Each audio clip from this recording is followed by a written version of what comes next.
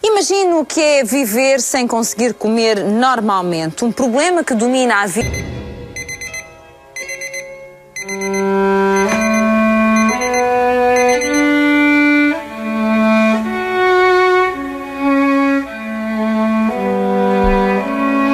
Tenho 21 anos, sofro de anorexia desde os 17 anos e tenho 34 quilos. Olho-me ao espelho e não sou uma anorética que digamos que se vê gorda, não. Eu não me vejo uma pessoa bonita. Tinha mais ou menos 17, 18 anos, quando comecei a adoecer, a separação dos meus pais e também o facto de ter engordado assim um pouco. Eu estava com 59 quilos, comecei a achar que estava com demasiado peso, a achar que estava assim, um bocadinho cheinha demais e começo a cortar a alimentação. No mês.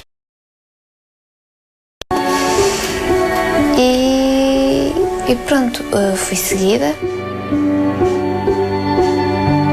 Então eu começo por tomar o pequeno almoço às 6 da manhã, que é leite com bolachas. O meio da manhã, que é às 10, iogurte e um pacote de bolachas. Posteriormente temos o almoço, que é ao 12:30, que é massa, batatas ou arroz, juntamente acompanhado com carne ou peixe e legumes. De sobremesa tenho a passinha de fruta. Depois ao lanche é um pão de mistura com um triângulo de queijo acompanhado com iogurte. O lanche é feito às 4 horas.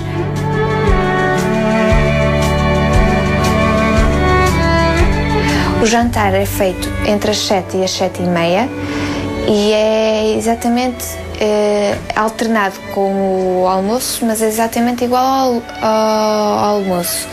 E temos a ceia, que é às 11, que é leite com 5 bolachas. É um esquema que me dá bastante segurança e é muito complicado fugir fora dele. As consequências que a anorexia me tem trazido são várias. Quer dizer, há uma que resume tudo. Não vivo. Deixei de ir à faculdade por causa da doença. Deixei de estar com os meus amigos por causa da doença. Deixei de fazer as coisas que mais gostava. Deixei de viver a vida. Resumidamente, deixei de viver a vida como ela merece ser vivida. E a Marlene já está aqui comigo. Olá, Marlene, muito boa tarde. Boa tarde. Marlene, há coisas que se mais ou menos explicam, outras que a própria pessoa não consegue entender. Mas eu gostava que a Marlene nos dissesse, ao longo da sua infância, ali início da adolescência, que tipo de relação é que tinha com a alimentação? O que é que se recorda? Antes de mais, queria dizer que eu adorava comer. Eu sempre adorei comer. Adorava comer? Adorava. Era uma coisa que... Era uma menina que gostava muito de comer e comia tudo. Tinha prazer na comida? Tinha prazer na comida. Comia com gosto. Ai, que coisa boa, porque há pessoas que nunca tiveram esse prazer da comida, não é? Eu, graças a Deus, tive esse prazer e é muito bom gostar de comer. Tem saudades disso? Tenho, sinceramente, tenho muitas saudades de gostar de comer.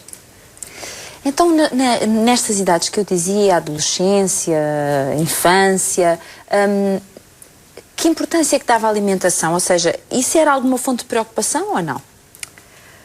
É assim, sempre tive cuidado, mas não muito exageradamente. Sempre gostei de tudo, comia de tudo, não havia nada de especial que não gostasse, sempre gostei de peixe, de carne, de legumes, tudo. E isso nunca me Nunca me influenciou. Nunca. Mas se calhar, como qualquer criança, não pensava nisso. Quer dizer, chegava a casa, comia e se calhar ia para a escola, fazia as suas atividades. Ou seja, comer era porque dava prazer e fazia falta. Sim, sem dúvida. E fazia desporto na sua infância? Não, na tua, que eu combinei tratar por tu. Desculpa. Sim. Na tua infância fazias desporto? Não fazia muito desporto. Gostava de passear, uma criança normal. Gostava de brincar. Uhum. Então vamos lá ver. A partir de que momento é que tu sentes que a alimentação tem um impacto qualquer negativo em ti? Ou seja, já não é aquela coisa natural, como agora pararmos, irmos comer qualquer coisa. A partir de que momento da tua vida, Marlene? Foi como me referi. Foi mais ou menos por volta dos 17, 18 anos, em que eu começo, pronto, não digo a ficar gorda, mas assim um bocadinho cheinha, um bocadinho mais rechonchudinha, e começo a achar que se calhar estou um bocadinho demais. Mas aconteceu alguma coisa? Mudaste a alimentação? Ficaste mais sedentária? Não, foi mais pela... Pronto, foi uma fase da minha vida e aumentei de peso e pronto, aquilo afetou-me um bocadinho porque não gostava daquilo que via ao espelho. Não gostava, eu nunca gostei daquilo que via. Então, ter ficado ainda um bocadinho mais fortezinha não agradou. Não agradou. Mas deixa-me pegar numa coisa que tu estavas a dizer. Tu estavas a dizer que nunca gostaste do que viste ao espelho, mas quando ganhaste peso ainda gostaste menos. Ou seja, tu já não eras propriamente uma menina que tivesse uma grande autoestima. Não, sem dúvida. Eu era uma criança que ficava sempre para trás, que não gostava daquilo que via, nunca me valorizei, nunca gostei de me ver. Nunca. Mas consegues perceber porquê, Marlene? Porque, enfim, segundo eu sei, tu eras uma menina integrada na escola, enfim, uma boa aluna, creio que tinhas as tuas amizades, estamos a falar de infância, adolescência, tinhas as tuas amizades. Consegues perceber porque é que tinhas esta imagem de ti tão negativa? Não sei, não era porque as pessoas me diziam, pelo contrário, mas porque nunca fui fustigada por causa disso, não. Nunca fui gozada. Comentários, nem gozada? Não, gozada porque era gorda, porque era feia, porque era... Não, nunca fui, pelo contrário, mas era uma opinião minha, era uma opinião que eu não... Era assim que te vias? Era assim, ponto final. Ou seja, não te vias como uma pessoa que valesse grande coisa, vamos dizer assim. Sim.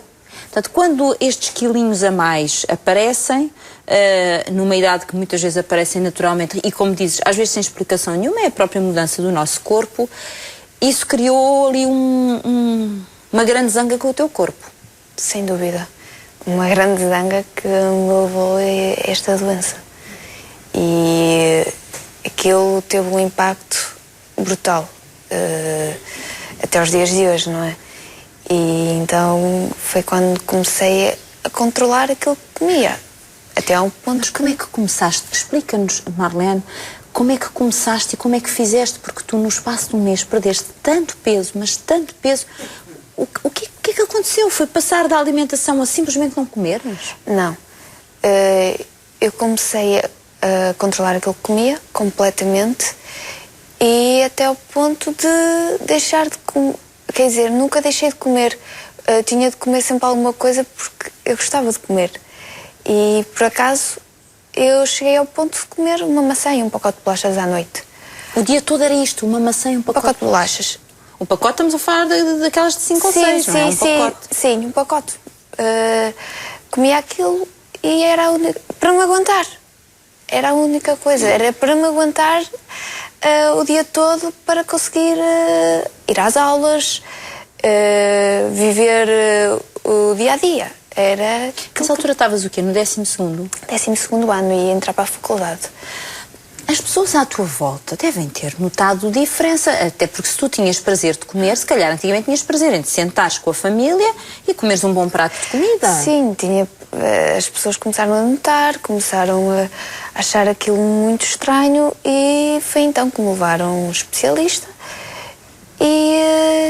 e fui diagnosticada a doença, porque acharam mesmo que não havia mesmo hipótese, porque a saúde estava em jogo.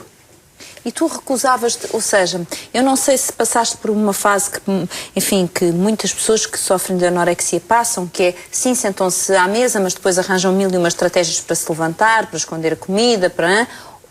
Eu não sei se era isto que fazias ou se procuravas apenas desencontrar as tuas horas das outras pessoas para que não se apercebessem que tu não comias nada. Como é que tu fazias? Eu tentava, dizia que ia... Por exemplo, eu estava na escola e dizia que ia à casa comer ou algo parecido e não ia. Não ia, apenas saía da escola e não Esperavas comia. que passasse a hora do almoço? Passava a hora do almoço, voltava outra vez, não se passava nada. Ninguém sabia, não havia grande contacto, por isso as pessoas, até que as pessoas começaram a notar, não é? Começou a ser notório fisicamente. Peso, não é? Sim. E tu não te sentias mal? Não havia momentos em que quase desmaiavas ou quase desfalecias? É que tu não te alimentavas com praticamente nada. Eu sentia-me uma pessoa completa... Não sei onde é que ia buscar aquela força. Não sei. Mas eu tinha força para tudo. Eu aguentava-me. Eu queria estudar, eu queria entrar na faculdade, porque foi sempre E conseguiste? Consegui entrar na faculdade e dou muito valor a isso. Mas foi preciso arranjar aquelas forças, não sei onde é que elas arranjava, mas arranjava. Era alguma... Quando a tua família te leva ao especialista e te diagnosticam anorexia, que impacto é que esta notícia teve em ti? Esta informação, olha, o que esta menina tem é uma anorexia. Tu sabias bem o que era uma anorexia? Perfeitamente. Só que não... Não aceitaste? Aceitei, mas custou a entrar. Custou a interiorizar, custou... Como é que é possível eu ter entrado nesta doença e sabendo tão bem as consequências que isso traria? E eu não sei como é que... Não sei mesmo como é que entrei nesta doença e é muito complicado explicar como é que se entra, porque quando se dá fé, já estamos. Mas se calhar mais complicado ainda é ter consciência da gravidade da doença e ainda não ter conseguido sair dela, não é? Isso ainda deve ser mais desesperante, porque quando não se sabe o que se tem, mas tu sabes. Desesperante, porque quando não se sabe o que se tem, mas tu sabes o que tens. Sim. E sabes as consequências que pode ter. Há pouco, quando me estavas a dizer que foi feito esse diagnóstico, foi feito até de forma rápida, às vezes há pessoas que levam ali tempo, mas no teu caso não. Conseguiu-se algum resultado? Eu não sei que intervenção é que o profissional que te acompanhava na altura teve, mas conseguiu-se alguns resultados ou não, Marlene? Eu fui internada. Já tiveste de ser internada? Já. 32 aproximadamente. Meu Deus. E fui internada e nem consegui recuperar. Eu consegui chegar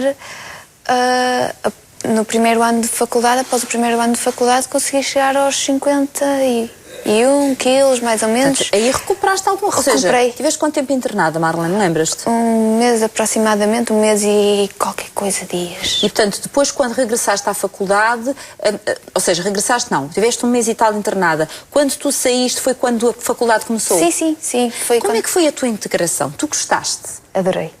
Amei. Fizeste bem, fizeste amigos. Como é que foi o primeiro ano? Foi magnífico. Digo mesmo que a faculdade ajudou-me imenso. Na doença também? Na doença. As pessoas foram excelentes comigo. Fui à praxe. As pessoas compreenderam a minha situação. Tu explicaste o que é que tinhas? Sim, expliquei. Sim. Disse que não podia fazer esforços, disse que não podia fazer... que tinha de comer, que tinha de me alimentar, que tinha... Pronto, as pessoas compreenderam, foram magníficas, foram excelentes e agradeço desde já a toda a gente, porque toda a gente foi magnífica, toda a gente compreendeu, toda a gente conseguiu ajudar-me consegui, com aquela ajuda, recuperar. Não, quando me dizes que chegaste a esse peso, realmente é porque foi um ano em que tu foste, com certeza, gradualmente recuperando, e depois, como estavas feliz porque estavas a gostar desta experiência de estar na faculdade, isto também, psicologicamente, também te ajudou. Portanto, houve aqui uma recuperação. Mas a verdade é que depois há uma quebra outra vez. O que é que se passou? Foi o seguinte, a minha mãe teve um pequeno percalço numa doença de saúde, e estávamos as duas sozinhas em casa. Eu tornei-me a pessoa que tratava das contas, que fazia tudo e mais alguma coisa. Tornei-me uma pessoa, a gerir a casa. A gerir a casa. E tornei-me uma pessoa muito forte. Senti-me uma pessoa forte e consegui gerir isso muito bem. Quando ela começa a recuperar, eu começo a ir abaixo. As forças parece que começam a cair, parece que o mundo desaba outra vez e começo novamente a deixar de comer. Queres-nos explicar as consequências? Já disseste naquela reportagem e disseste muito bem que a consequência maior desta doença é não viveres. Mas para que as pessoas percebam lá em casa, em termos físicos, o que é que se passa? Período tens? Não. Há quanto tempo não tens período? Cerca de 3 anos, mais ou menos. 3 anos sem período. O cabelo? Começa a cair. Começa a cair o cabelo? Sem dúvida. Outras coisas, explica-nos, outras coisas que acontecem. A pele fica baça? A pele fica baça, começamos a ganhar mais pelo no corpo. Mais pelo? Sim. Consequências também a nível de órgãos. Como por exemplo? Fígado, sei lá. Mas porque funciona mal? Funciona mal, começa a não funcionar como queremos, as análises começam a dar assim um bocadinho mal. Imagino que anemia tenhas bastante. Anemia, sem dúvida. E pronto. E a tua capacidade, por exemplo, de concentração, memorização? É completamente zero. Zero? Zero. É muito frustrante. Sem dúvida, para mim, sempre uma coisa que eu gostava era ter uma boa capacidade de memorização, de memorizar as coisas. Até porque tinhas? Porque tinha isso e sinto falta. Sinto bastante falta. Quando basta um simples nome de uma pessoa, um simples nome faltar. E já ficas aflita? Fico aflita. Quantas vezes é que tu já estiveste internada? Já estive internada 3 vezes. 3 vezes. Períodos largos, Marlene, ou não?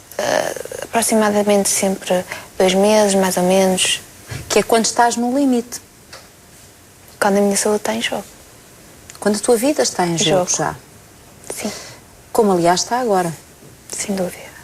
Agora, eu vi-te ali na reportagem tu explicares o que é a tua alimentação, vi que pesas cada um dos alimentos, pesas o peixe, pesas a carne, pesas o pão, enfim. E há uma coisa, não me leves a mal a minha pergunta, mas vou-te a fazer. Sim. Eu ouvi tudo aquilo que tu dizes que é suposto tu comeres, no fundo para não perderes mais peso, porque estás com 34 quilos, para não perderes mais peso e, se possível, ires recuperando um bocadinho, não é? Aos poucos, calmamente, ires recuperando. Mas eu não sei se tu comes aquelas coisas todas que tu dizes. É muito complicado comer, principalmente as refeições principais, almoço e jantar. Os intermédios, as refeições intermédias, até me sabe bem, até... As bolachinhas, o iogurte e tal, ainda vai bem. Agora as refeições principais, ainda é muito complicado mesmo fazê-las. Ou seja, aquilo que tu explicaste que deverias fazer, por exemplo, comer uma postinha de peixe, nós vimos no prato 2 batatinhas, um bocadinho de legumes, isto que era o suposto, tu raramente ingeres o que ali está. Tudo. Tudo. Porque se calhar comes um pouquinho. Eu como um bocadinho. Aquilo que coloco no prato, como.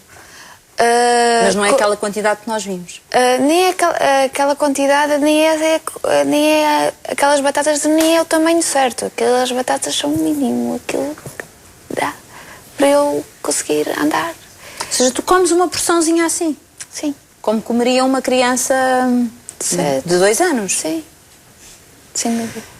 E depois é a questão dos horários, ou seja, neste momento tu estás muito agarrada àquilo que te explicaram que tu tens que comer, mas que mesmo assim ainda nem consegues comer tudo o que lá está explicado, e depois os horários que tu segues rigorosamente, ou seja, não te dás a liberdade de ser uma meia hora mais cedo ou uma meia hora mais tarde.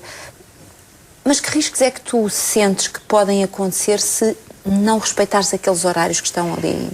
Sinto que se passar uma horinha, por exemplo, ou meia hora, que sou capaz de saltar aquela refeição, ou sou capaz de ingerir ainda menos do que aquilo que ingiro. Então, Isso tenho medo. Isso acontece algumas vezes? Eu tento sempre controlar tudo ao máximo. Está tudo controlado aos minutos, mas já me aconteceu e sei que reduzi ainda mais a quantidade que comi. E isso eu sei que me afeta e muito. E por isso é que controlo tanto. Tento me controlar. Eu ia pegar nessa palavra, sabes? Uma das coisas que eu acho que mais assusta as pessoas com esta doença e quem está à volta é o controle. É que tu disseste bem, deixaste de viver. E deixaste de viver porque tu controlas tudo. O teu dia deve ser em função daquele relógio onde tu olhes rigorosamente, e agora são 6 da manhã, hora do copo de leite com as não sei quantas bolachas. Agora passaram 2 horas, hora de não sei o quê. E os teus olhos não estão a olhar, não estão concentrados na vida. Os teus olhos estão concentrados num relógio e numa luta para conseguir ingerir um mínimo de alimentos. Esta é a tua vida agora. Sem dúvida. Eu deixei de sair com os amigos porque tenho de tomar, por exemplo, a ceia às 11. Deixei de conviver com as pessoas. Deixaste de ir à faculdade? Deixei de ir à faculdade. Falta do quê? Um semestre para fazer o 2º ano? Sim, falta-me um semestre, 2 semestres. Falta-me o 2º ano. O 2º ano? O 2º ano. Já estou nisto há 3, 4 anos e não consigo sair. Estou cansada, estou mesmo muito cansada. Estou farta. Estou já esgotada. Acredito que sim. Ana Maria, muito boa tarde. A Ana Maria é a mãe da Marlene. Ana Maria, como é conviver com uma filha que está nesta situação e onde a senhora sente uma total impotência? Como é? É complicado. É complicado porque não estava habituada a esta situação, não é? A minha filha ter que deixar de comer e eu nem sequer sabia qual era o motivo. Quando fomos ao médico, quando o médico disse que tinha anorexia, eu fiquei, já tinha conhecimento do que era anorexia, fiquei muito assustada, muito mesmo. E então fiquei muito preocupada, não sabia o que havia de fazer com ela, porque ela não comia. Fiquei muito assustada, porque ela só se preocupava com a mãe comia, só queria que a mãe comesse. E ela não se preocupava com ela, não comia. E então para mim era muito difícil. Não entendia porque é que ela preocupava-se tanto com a mãe, para a mãe comer, e ela não comia e ela. E foi muito difícil, ainda continua a ser. Tem sido, não é? Tem sido. Exatamente. Porque, como dizia a Marlene, estás nisto há 3 anos, não é, Marlene? Sim. 3 anos, e ainda não houve aqui ou seja, são sucessivos internamentos, melhora um bocadinho, depois volta para trás. Exatamente. Portanto ainda não houve aqui um caminhar consistente. Maria Amélia é a tia. Olá, Maria Amélia, muito boa tarde. Como é que acha que está a sua sobrinha neste momento? Nada bem. Eu, quando pedi ajuda, foi eu que mandei o e-mail para aqui, já fui mesmo desesperada, porque a Marlene foi para a minha casa, tinha 12 anos. Quando os pais se separaram, nós acolhemos e pronto, ela quase... A sua filha também? É, exatamente. E aos 17 anos, houve ali uma fase que ela deixou de vir para a minha casa, porque ela sabia que, no fundo, nós íamos detectar logo que havia qualquer coisa que não estava bem. Quando ela deixou de vir, eu ligava-lhe, como sempre, está tudo bem, está, não se preocupe. O que é que nós pensávamos? Bom, a Marlene vai começar a ser com os amigos, vai ter a vida própria, pronto, deixámos tudo correr como pensávamos que realmente ela estava bem. Ninguém dizia nada, nós estávamos convencidos que realmente ela tinha começado a vida dela, pronto. Nunca pensando que vos batia à porta uma doença como esta? Quando eu fui um dia buscar-la à escola, como ao costume, e reparei que ela estava assim. Para mim foi muito complicado vê-la assim, muito mesmo. Complicado e há de ter sido um choque muito grande. Marlene, eu queria te perguntar o seguinte. Como é que tu fazes, ou que retrato é que tu fazes, até porque já tens, infelizmente, convivência com esta doença há 4 anos. Que retrato clínico é que tu fazes de ti neste momento?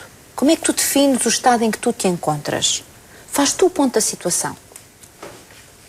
Sou uma pessoa sem saúde, completamente sem saúde, que arranja forças, não sei, sinceramente não sei onde, para andar, para caminhar, para raciocinar. Para raciocinar, para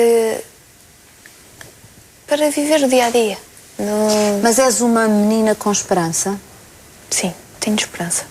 Estás aqui hoje por ter esperança? Sem dúvida. Não, eu pergunto-te isto porque às vezes até esse aspecto podia já estar comprometido, mas, enfim, não, tu queres sair da situação onde estás. Eu acho que é muito importante explicar esta doença e por isso é que temos aqui um profissional de saúde, o Dr. Rui Correia, que é diretor clínico da Clínica Creta, médico psiquiatra. Doutor, muito boa tarde. Boa tarde.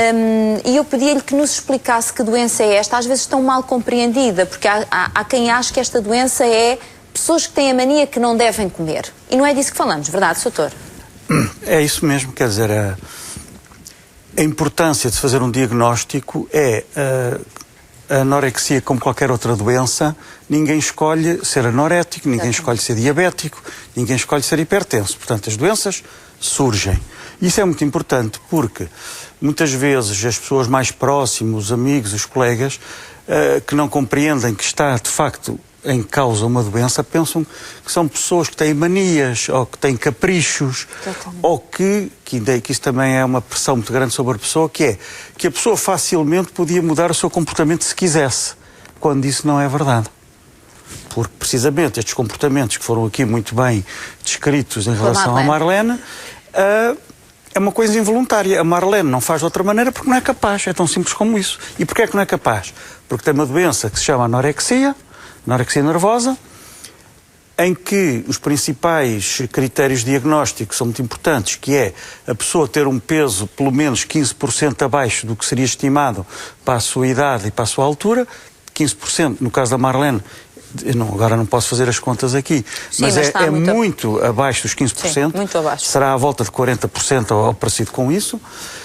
É realmente ter uma autoimagem distorcida, que por acaso, no caso da Marlene, não é muito evidente, porque a Marlene, ao contrário de muitas vezes que acontece com as pessoas com anorexia, a Marlene vê-se ao espelho e não se acha gorda. Mas muitas vezes as pessoas, apesar da sua magreza, acham-se gordas. Portanto, é uma distorção da autoimagem.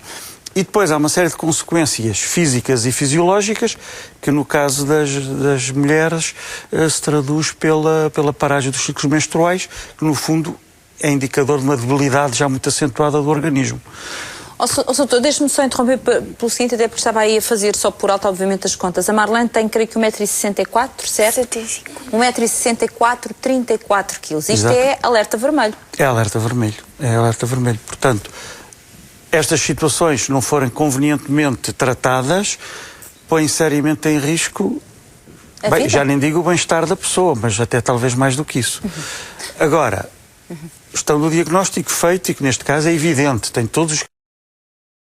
E estando a Marlene esperançosa e desejando poder mudar a vida dela, porque ela explicou muito bem, que acho que essa frase é excelente, ela deixou de viver. Claro. Uma pessoa que passa o dia a pensar em calorias, em horários e em controlar, e depois isto causa um distúrbio muito grande na família, porque depois a família tem um comportamento simétrico, que é, anda todo dia a tomar conta da pessoa que tem anorexia para ver se ela comeu aquilo que diz que comeu, a tomar conta se não escondeu, se não disse que comeu e não comeu. Portanto, uma prisão acaba por ser para o doente e para a família toda. Exatamente. caso da Marlene, a Marlene já teve aqui vários internamentos. Dizer aqui à Marlene. Porque é assim, isto é uma doença biopsicossocial, portanto tem várias facetas. Se, por exemplo, se a Marlene for alimentada de uma certa forma para recuperar peso, mas se tudo o que tem que ver com a parte emocional e cognitiva não for reestruturada, se ela não conseguir mudar a autoimagem dela, se não conseguir lidar com uma série de bloqueios que no fundo vêm perpetuando a doença, Vai-se parar ao mesmo.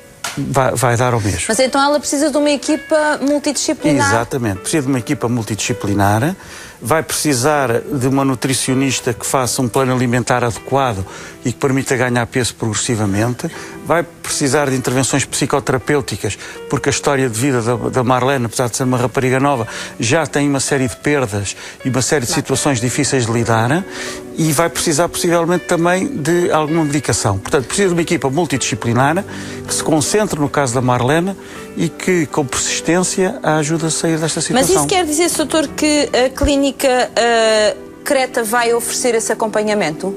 Exatamente. Nós teríamos todo o gosto em...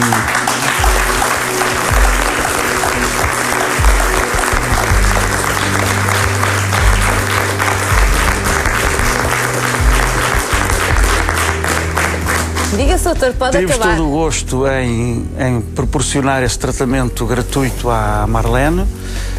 Eu, pelo que vi aqui, que eu não a conhecia, a Marlene é uma rapariga com uma grande facilidade de comunicação, o que vai facilitar imenso o tratamento, porque tudo o que tem a ver com a psicoterapia, as pessoas que têm mais dificuldade de comunicação, é mais difícil. Portanto, isso é um aspecto importante que me faz pensar que isso pode ajudar sobremaneira ao sucesso do tratamento.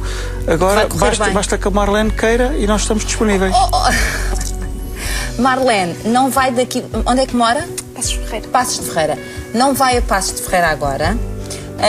Doutor, vamos já tratar desta menina, certo? Vamos. Vai já com o doutor para a clínica, vai começar já a fazer as avaliações e, quanto antes, o seu internamento e o acompanhamento. E o doutor vai-nos mantendo atualizados, vai-nos dizer... Vai-nos fazer de ponto a situação. Já está assim, Fátima, já está assim. Claro. Já pode ir aí fazer-lhe uma visita. Fátima não a vai conhecer. Fátima, nanã. E quando estiver bem, o doutor é que dirá, vem-me aqui fazer uma visita. Com certeza. Diga lá, como é que se está a sentir com esta notícia? Coração cheio. Não sei. Não sei. Custa-te a acreditar? Custa. Custa muito. Mas é a esperança que trazias. Sim. Bom, a mãe e a tia estão sem palavras, eu já percebi. Doutor, eu sei que a sua equipa trata as pessoas não só com imenso profissionalismo, mas com muito carinho e com muito cuidado. Ela é uma menina mesmo, tem 21 anos, portanto, deem-lhe todo o colo que ela precisa, porque eu acho que ela precisa de muitas coisas e de colo também. Também. E por isso acho que aqui também vai ter o colo que precisas, vais ter esse colo também e vais recuperar, porque tu queres recuperar, queres voltar a viver e não há ninguém que mereça desistir da vida tão cedo. Por isso marca encontro aqui contigo quando for o momento certo. Não há pressas, é quando for o momento certo. Combinado? Combinado. Um grande aplauso. Muito obrigada. Obrigada, doutor.